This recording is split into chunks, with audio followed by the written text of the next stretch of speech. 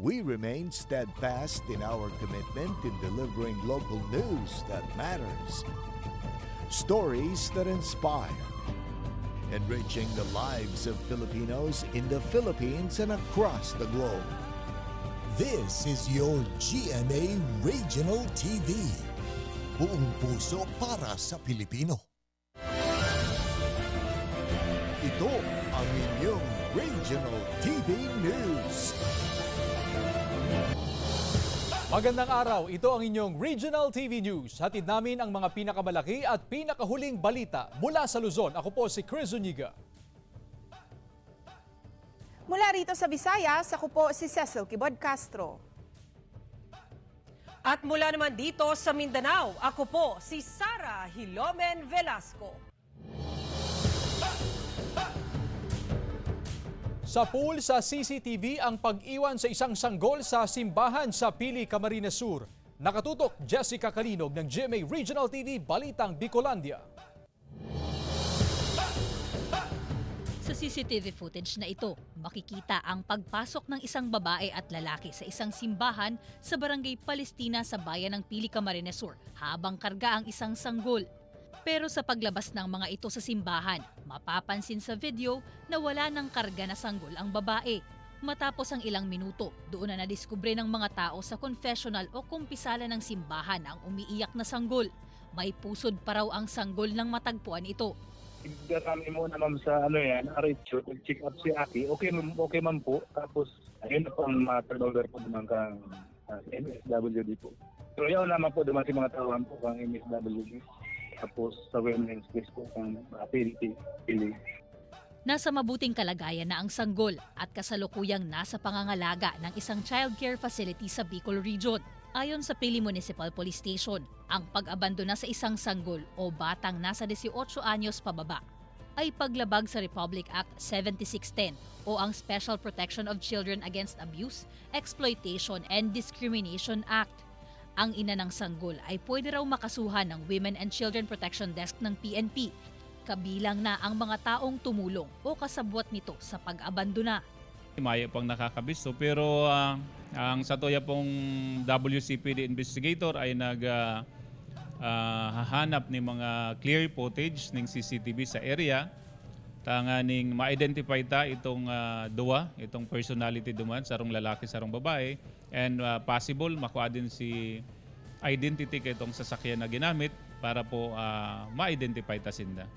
Mula sa GMA Regional TV Balitang Bicolandia, Jessica Kalinog, nagbabalita para sa GMA Integrated News. Nagwala ang 5 mag-aaral sa Talisay City, Cebu. Misa at pagbebedisyon sa paaralan isinagawa. Ang detalye sa report ni Femery Dumabok ng GMA Regional TV Balitang Bisdak. Nagpupumiglas at nagsusimigaw ang isang mag-aaral sa isang paaralan sa Talisay City sa Cebu habang binubuhat ng mga kalalakihan. Ayon sa principal, naganap ang hindi may paliwanag na sunod-sunod na pagwawala ng mga mag-aaral sa grade 8 nitong Lunes ng hapon. Dagdag ng principal, isa sa mga mag-aaral ang isinugod sa pinakamalapit na simbahan. Syagit sa usa kay mo syagit man pong usa. Nang gabing iyon, muling nagwala ang dalawang magpinsang babae. Ayon sa off-cam interview ng isa sa mga madre, sinapian umano ang mga mag-aaral ng masamang espiritu. Ito rin ang paniniwala ng mga kamag-anak ng mga mag-aaral. Grabe kayo, mami, kay ang mugwa silang bakba, lain man si maging Satanas, tabangi ko. Muanam siya, mingam siya, dili mo kabuntog ni Satanas. Ayon sa isa sa mga mag-aaral na umano'y nasapian, wala siyang maalala sa nangyari sa kanya. Nito ka sa simbahan nga gubaon. Kasi una naman na-feel? Bubnaw. Naisig pa ng pik na ko. Bunsod sa nangyari, minabuti ng paaralan na ikansila ang mga klase simula nung Lunes ng hapon hanggang kahapon, Miyerkules, upang maiwasan ang mass hysteria. Kahapon ng umaga, isinagawa ang misa sa paaralan. For you to have an approach, a holistic approach to, deliverance ministry, you have to approach the human person from both sides, from the physical and also from the spiritual. Agad namang nagtungo ang mga opisyalis mula sa Talisay City DepEd Division sa paaralan para mapag-aralan ang hakbang na gagawin kaugnay sa nangyari. Ayon naman sa isang psychologist, mahirap kumpirmahin ang sinasabing pagsapi ng masamang espiritu sa mga mag-aaral. Subalit, base sa pinamalas ng mga mag-aaral, posibleng may iniindang schizophrenia o psychotic episode ang mga ito na makukumpirma lang kung isa sa ilalim sila sa isang psychological evaluation. Mula sa GMA Regional TV Balitang Bisdak, Femery Dumabok, nagbabalita para sa GMA Integrated News.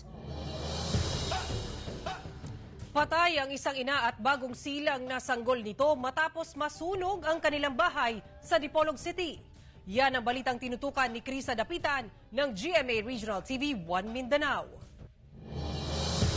Patay ang 6 na araw na gulang pa lang na lalaking sanggol at ang 17 anyos nitong ina matapos masunog ang kanilang bahay sa Purok Tipo, Barangay Sikayab, Dipolog, Zamboanga del Norte. Ayon sa BFP Dipolog, posibleng ang naiwang gasera ang sanhi ng sunog. Hindi na raw ito namalaya ng ina dahil natutulog ito. Mabilis namang kumalat ang apoy dahil gawa sa kahoy ang bahay. Nagpapatuloy pa ang investigasyon ng BFP sa nasabing insidente. Nakakita kami dito o resemblance sa corpse. Na-confirm nilang body siya sa mag-ina.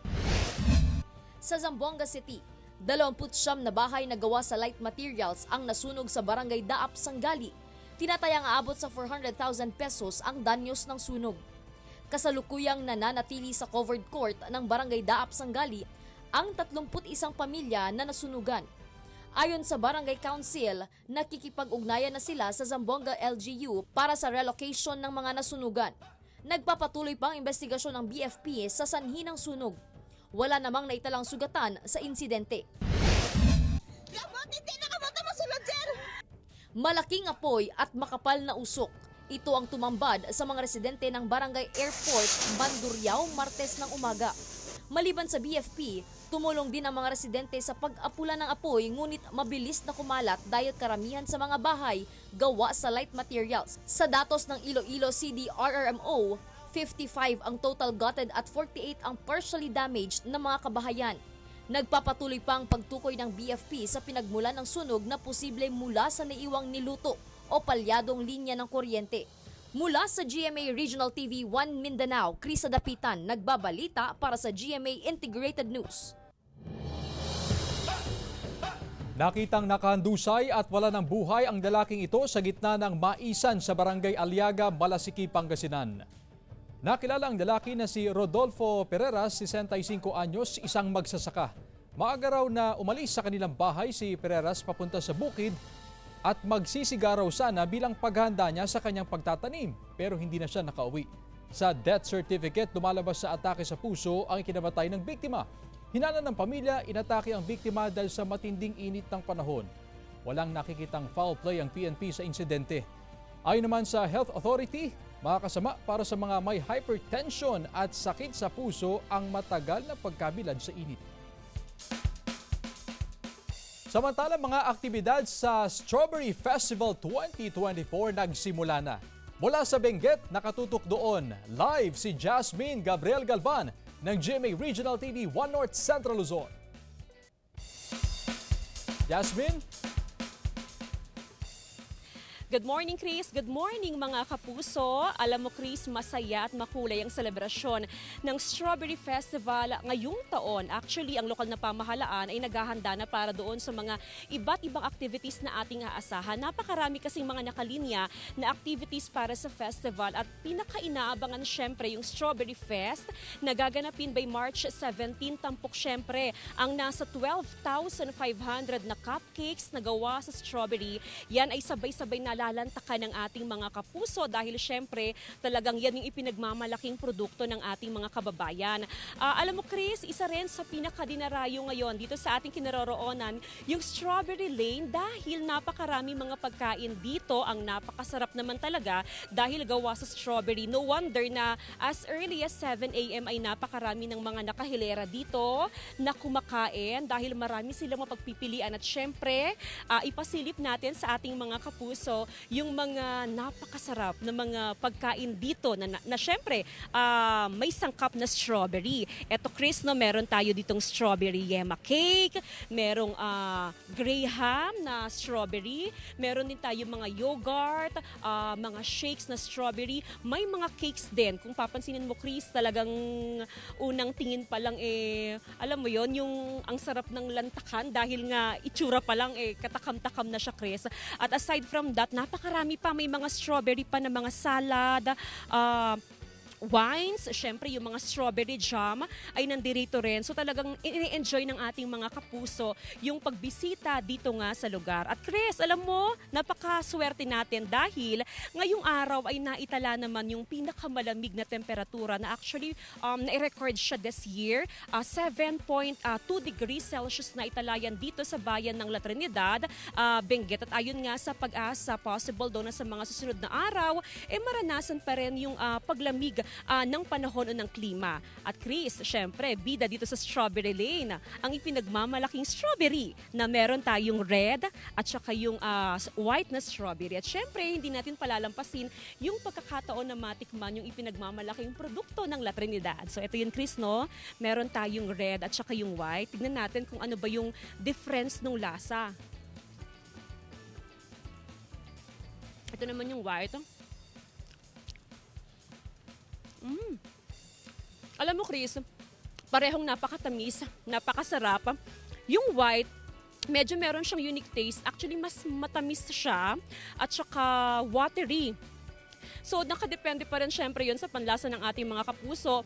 Pero kung akong tatanungin, pareho na-check dahil napakasarap yung strawberry dito sa bayan ng La Trinidad. Chris? Happy Strawberry Festival at maraming salamat Jasmine Gabriel Galban ng GMA Regional TV 1 North, Central Luzon. Ito naman mga kapuso, fruity halo-halo sa Batangas City na sinangkapan ng espesyal na yelo at keso. Ating tikman sa report ni Paul Hernandez ng GMA Regional TV Balitang Southern Tagalog. Ano nga ba naman ang halo-halo kung walang mga sahog? At kung sawa na rin sa nakasanayang ingredients, pwedeng subukan ng ibang prutas, gaya ng ginagawa ng pamilya Lumanglas Escandor ng Barangay Sampaga East sa Batangas City. Para sa kanilang fruity halo-halo, sangkap nila ang melon, pakwan, mangga, saging, ubas, mansanas at nata. May hilig kaming kumain. So, naisipan namin one time magkakasama kami nang gumawa ng halo-halo na kakaiba, tapos itry na na pang-amin. Tapos may mga group of friends na na-invite pagka may mga occasion. May nagsabi na try nyo i-offer pa sa iba, ganyan. Sa isang large cup, pagsama-samahin lang ang mga prutas. Sikreto raw nito ang homemade nilang flavored ice na 24 oras na pinatigas. Saka lagyan ng ice cream, leche flan, keso, at teka, cornflakes sa halo-halo. Yung iba, may mga kung ano-ano lang halo. Gulaman, yung sago. Ito, puro prutas talagang halo niya. At maganda pa sa kalusugan natin. Fresh daw palaging binibili ang mga prutas na sahog sa halo-halo. Perfect nga raw ito sa mga health conscious na naghahanap ng merienda panlaban sa mainit na panahon. Yung halo-halo namin, hindi siya ganoon katamis. Na saktong-sakto lang talaga. Yung sweet niya galing doon. Sa halagang 120 pesos, solve na ang halo-halo cravings mo na good for sharing din naman. Suwak rin daw nitong kamatch ang kanilang siopaw. Mula sa GMA Regional TV Balitang Southern Tagalog, Paul Hernandez nagbabalita para sa GMA Integrated News. Ito ang inyong Regional TV News. Ito ang inyong Regional TV News. Nagrambol ang ilang tricycle driver at security guards sa labas na isang mall sa Zamboanga City. Ang insidente, nakuha na ng video. Naka-alerto si Krisa Dapitan ng GMA Regional TV 1 Mindanao. Sa video, makikita ang 4 na taong pilit inaawat ang 2 lalaking nagsusuntukan. Maya-maya pa, makikita naman ang isa pang lalaki na may hawak na bolo at tinatakot ang mga tao sa paligid. Sinipa rin nito ang isang barikada sa lugar. Hindi pa rin naaawat ang 2 lalaking nagsusuntukan. Muli namang nanakot ang lalaking may hawak ng bolo sa mga tao sa paligid. Sinuntok pa nito ang isang security guard. Matapos ang ilang minuto, ibinigay ng lalaki ang hawak na bolo sa kasamahan nito at ito naman ang nanakot sa mga tao. Puti kasi masyadong magulo yung area niya. Alam naman natin na inaayos din niya ng mga security guard dyan. Ang nangyaring rambulan ay umabot na sa kaalaman ng Zamboanga City LGU. Kaya ipatatawag ng City Administrator's Office ang mga lider ng Tricycle Association sa lungsod para sa isang pagpupulong para maiwasan muling mangyari ang rambol. Kasi debe at Sina, no? Yung dali kita direktiba etamen, no?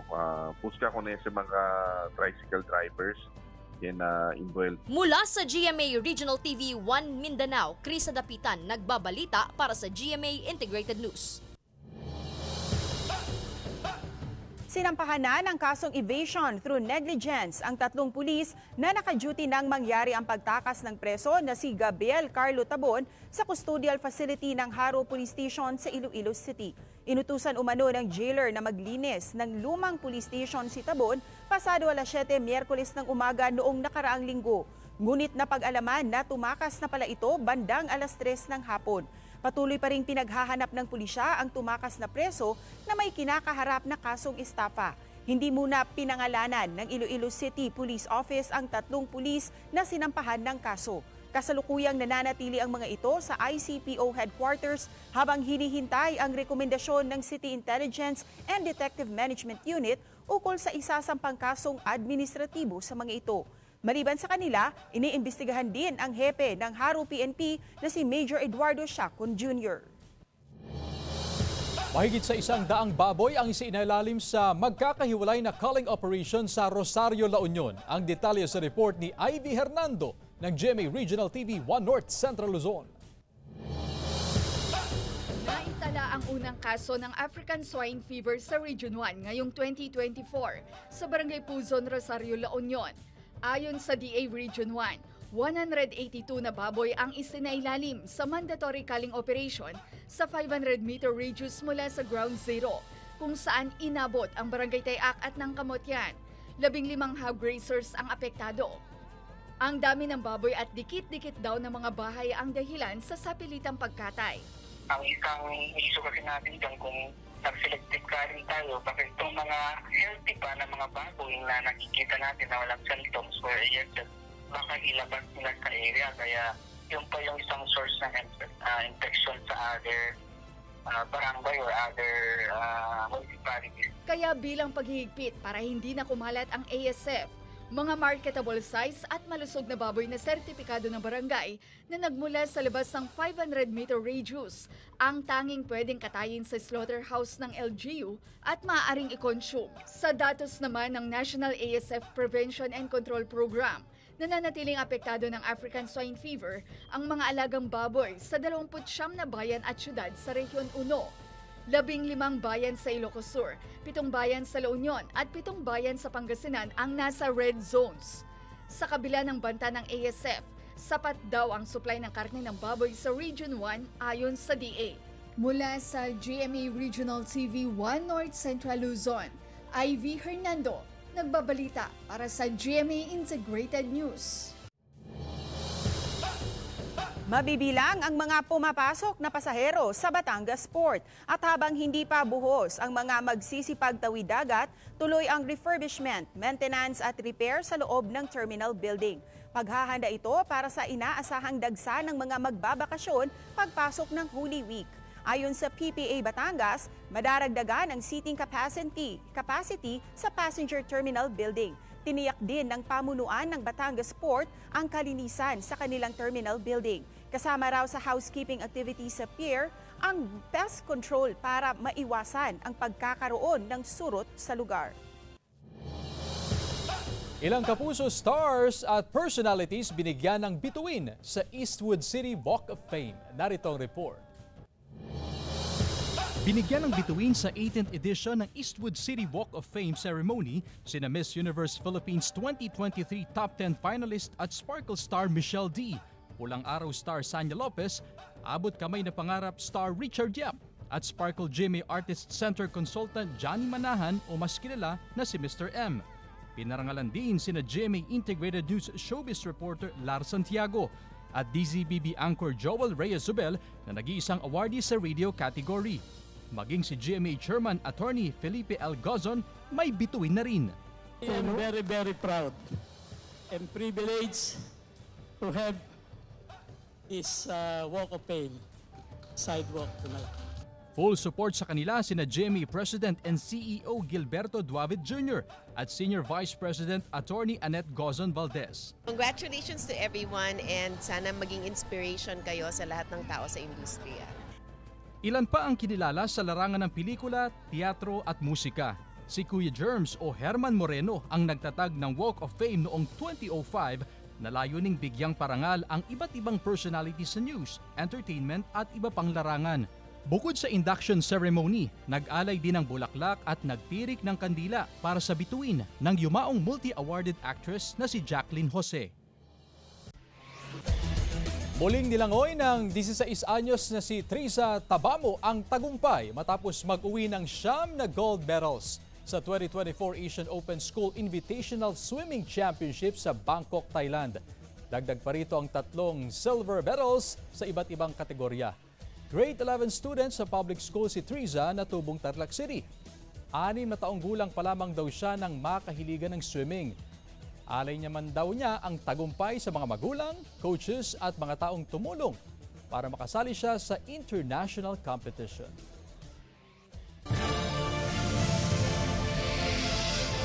Ito ang inyong Regional TV News. Ito ang inyong Regional TV News.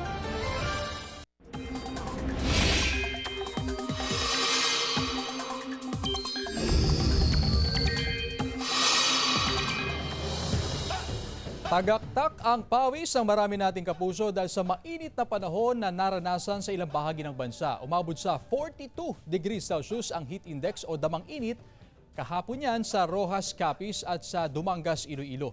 41 degrees Celsius naman sa Zamboanga City, Cotabato City at sa Iloilo City.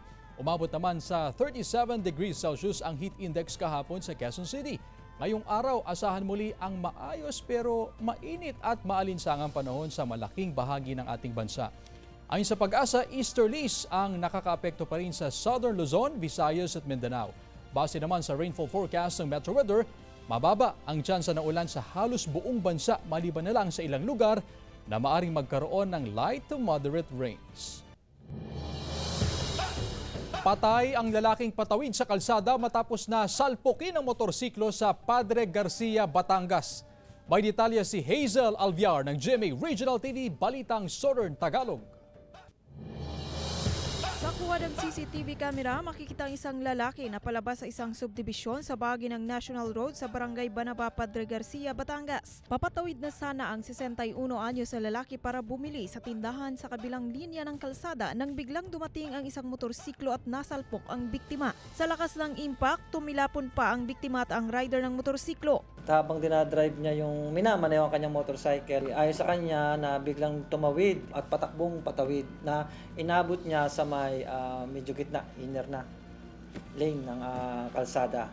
Papunta siyang town proper ng Padre Garcia. Naisugod pa sa ospital ang biktima ngunit idineklarang dead on arrival habang ang 31 anyos na mekaniko at driver ng motorsiklo nagpapagaling pa sa ospital dahil sa mga tinamong sugat ayon sa pulisya. Naiuwi na ang mga labi ng biktima sa kanilang bahay sa Mauban, Quezon. Ayon sa pulisya, nagkausap na ang mga kaanak ng biktima at ang driver ng motorsiklo. Sinusubukan pa ng GMA Regional TV Balitang Southern Tagalog na makuhanan ng pahayag ang kaanak ng biktima at ang nakabanggang driver ng motorsiklo. Doon po sa mga motorista, mag-ingat po tayo lalo na paggabi kasi hindi po lahat ng kalsada ay may ilaw at maliwanag. Sumunod po tayo sa batas trapiko, kung ano lang pong required na speed, yun lang po ang ating sundin. Sa mga tao naman po ay doon tayo tatawid sa tamang tawiran para maiwasan po natin ang disgrasya. Mula sa GMA Regional TV Balitang Southern Tagalog, Hazel Kawaing Alviar, nagbabalita para sa GMA Integrated News. Nawala ng trabaho ang 19 na empleyado ng isang kumpanya sa Mactan Export Processing Zone sa Lapu-Lapu City, Cebu. Ayon sa datos ng PESO, Lapu-Lapu City, aabot na sa mahigit 7,000 individual ang nawala ng trabaho sa Lapu-Lapu City. Karamihan ay mula sa MEPS simula 2023. Nito lang Martes nang matanggap ng 19 na mga empleyado ang kanilang separation pay. Batay sa retrenchment notice ng kumpanya, ang low order, mataas na gasto sa produksyon at ang mahigpit na kompetisyon ang dahilan sa pagpapatupad ng retrenchment program. Nagtungo ang mga na-retrench na empleyado sa PESO sa pagbabakasakaling mabigyan sila ng financial assistance. Isa sa kanila ang 56 anyos na mananahi na may pinapaaral pang anak sa kolehiyo.